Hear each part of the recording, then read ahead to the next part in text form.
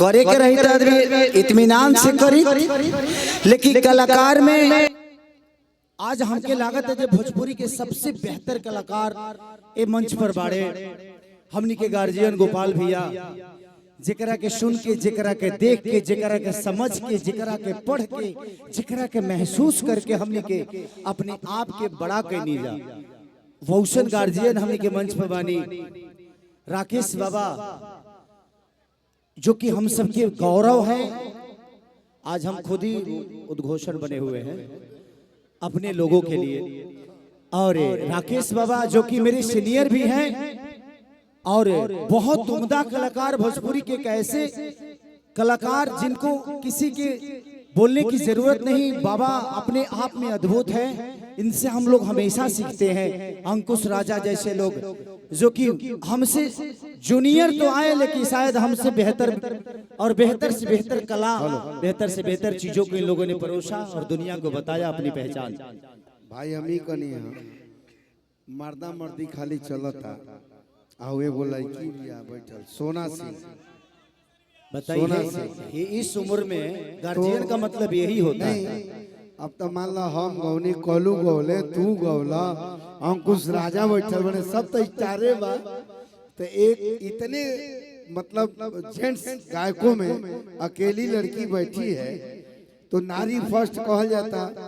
आई विधायक जी लोग नारी खातिर लड़ता ना, जौना रूप में लड़त हो के वो अपना जगह बाबा बात समझा तो उसको मौका दिया। नहीं बिल्कुल, मैं उनका नाम लेने वाला ही था। और हम केहू के बुलाने की सकत तू हमारे खती उतने सम्मानित हम बोला होता नहीं। हाँ तभी रहुआ काम करब, इसलिए कि सब लोग हमारे लिए बहुत सम्मानित हैं। और सोना सिंह एक छोटा नाम नहीं, बहुत बड़ा नाम है। और मैं प्रयास करूंगा कि हमने के घर के कार्यक्रम है जी उद्घोषक बन गेल बनी, हमें ऐसे हमारा परिवार के कार्यक्रम है न तो हमारा कौन काम रहा बोलना के के बारे में, सभी तो हमारे हम सबके है। तो थैंक यू भैया, सब लोग सबके। हम बैठे थे तब तक ले पानी नहीं पिया तो गवा ल जा, नहीं तो सब तो घर ही भाई अंकुश राजा बढ़ले बने लोग तो बहुत बढ़िया काम कैले जा। केसारी बहुत मदद कैले, बियाह शादी करौला जा। और क्या कर रही हो सोना? अच्छा अंकुश राजा के बात गाओगे, रवि रंजन कहाँ है? अच्छा वो चले गए तो अंकुश राजा को बुलाओ। ये बोले हैं बुलाओ जा। हेलो, सबसे पहले मैं मुकेश तमाम मंच के समक्ष उपस्थित गार्जियन को प्रणाम करता हूं। और जिस अंदाज से कार्यक्रम को संचालित करके अभी तक आप सबों के बीच में इस कार्यक्रम को आगाज किए बड़े भैया रविरंजन भैया को प्रणाम करता हूं, चाचा गोपाल चाचा, बड़े भैया राकेश मिश्रा भैया, सोना सिंह जी, भाई अंकुश राजा, सभी को दिल से स्वागत अभिनंदन करता हूं।